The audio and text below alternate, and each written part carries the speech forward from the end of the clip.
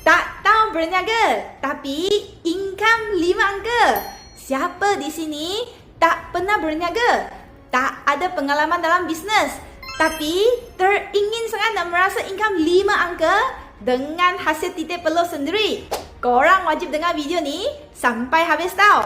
Paling penting, mesti komen, saya nak juga. Sebelum tu, follow Easy, like, save dan share video ni. Cuba korang bayangkan, income sebanyak ni masuk ke akaun korang setiap bulan.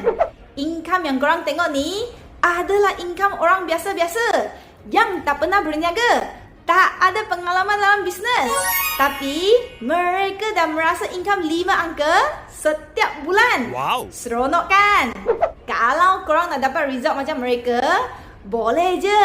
Korang kena pastikan korang buat bisnes online yang dengan ada teknik advance online marketing. Ada teknik duduk rumah, orang cari kita.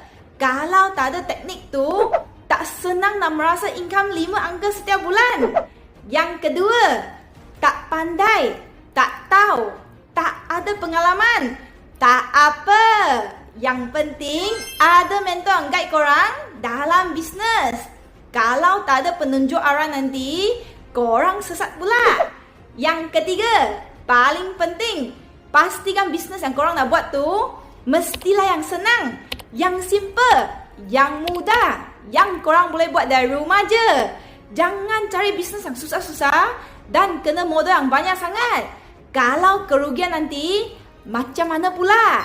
Jadi, kalau korang nak juga merasa income 5 angka setiap bulan, hanya dari rumah je, cepat-cepat klik gambar Easy sekarang, WhatsApp Easy, Easy akan balas korang secepat mungkin.